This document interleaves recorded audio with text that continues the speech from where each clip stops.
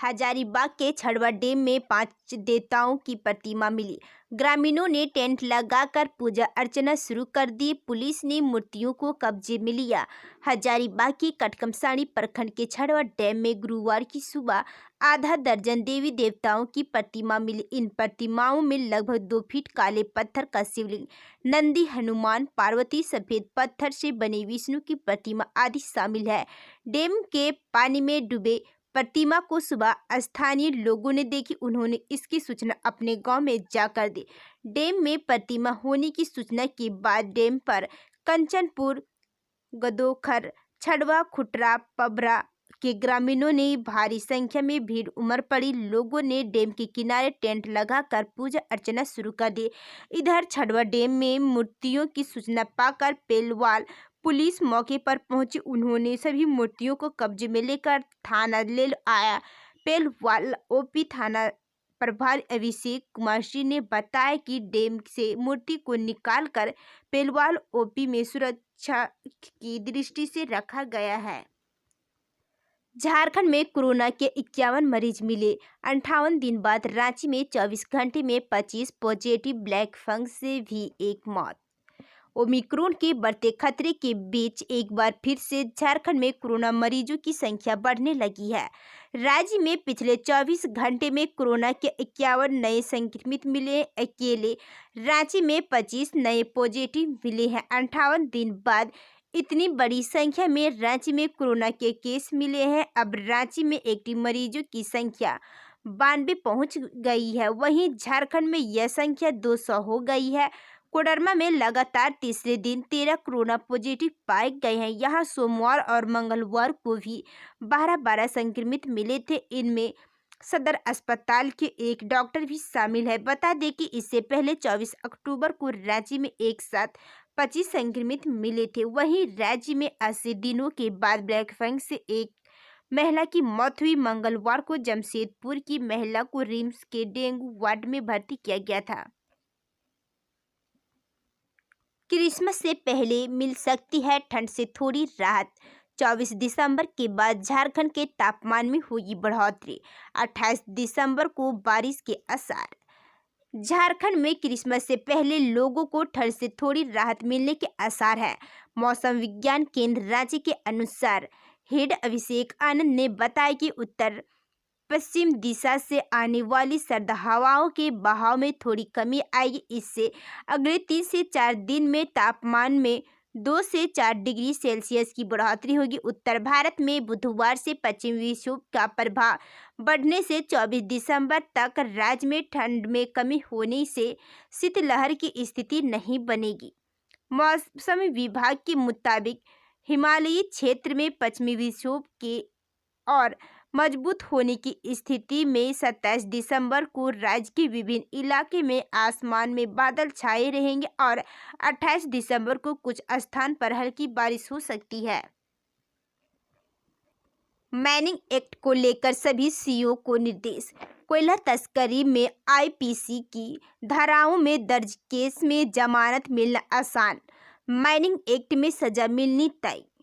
जिले में संगठित कोयला तस्करी रोकने को लेकर बुधवार को न्यू टाउन हॉल में डीसी संदीप सिंह की अध्यक्षता में कोऑर्डिनेशन कमेटी की बैठक हुई। बैठक में जिला प्रशासन, पुलिस, बीसीसीएल व सीआईएसएफ के बीच समन्वय स्थापित कर एक्शन प्लान तैयार कर कार्रवाई का निर्णय लिया गया। डीसी ने कोयला चोरी रोकने को लेकर माइनिंग एक्ट को सख्ती से लागू करने का निर्देश दिया। उन्होंने कहा कि कोयला चोरी के विरुद्ध आईपीसी की धाराओं के तहत होने वाली कार्रवाई जटिल प्रक्रिया के कारण फंस कर रह जाती है, जल्द कन्विक्शन भी नहीं हो पाता है। कोर्ट में जाने पर आरोपी जमानत ले लेता है, जबकि माइनिंग एक्ट की धाराओं के तहत एफआईआर दर्ज कराना आसान है। अगर वाहन चालक के पास कोयले का चालान नहीं हो तो कोयला चोरी की है, जबकि आईपीसी की धाराओं के तहत कब चोरी हुई है, कहां चोरी हुई, कौन कौन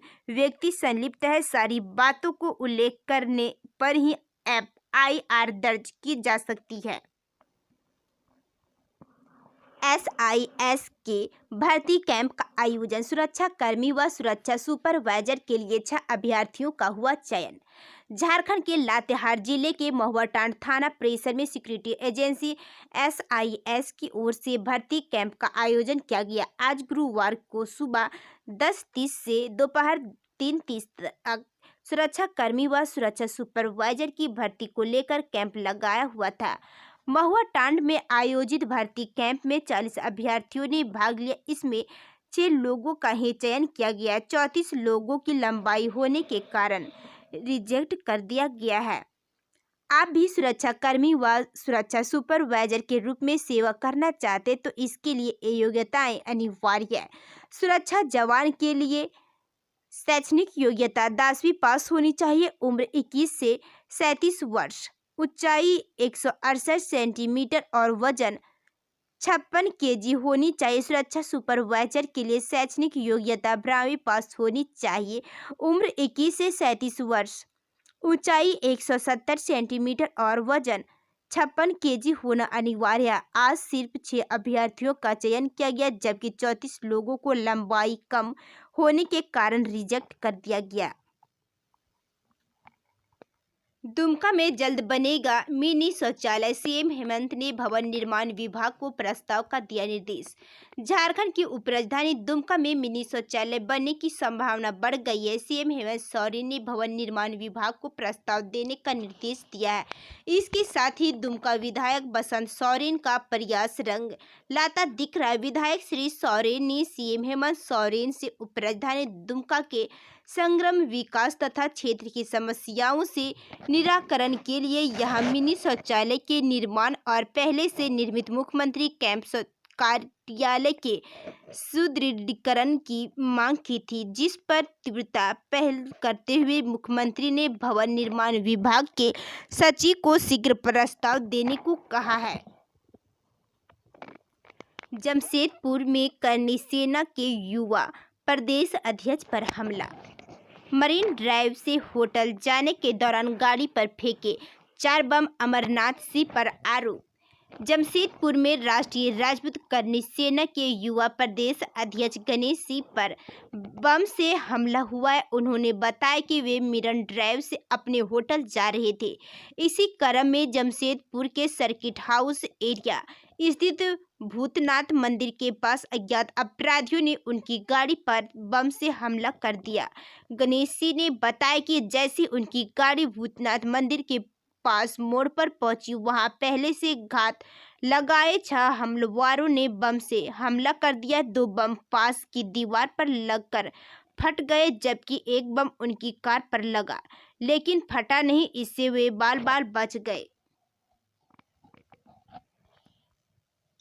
जनगणना 2021 में आदिवासियों के लिए अलग सरना धर्म कोड की मांग। आज राज्यपाल से मिलेंगे सभी दलों के नेता। जनगणना 2021 में आदिवासियों के लिए अलग सरना धर्म कोड को मांग को लेकर सर्वदलीय प्रतिनिधिमंडल गुरुवार को राज्यपाल से मिलेंगे। इस प्रतिनिधिमंडल में भाजपा और आसू के नेता में शामिल होंगे।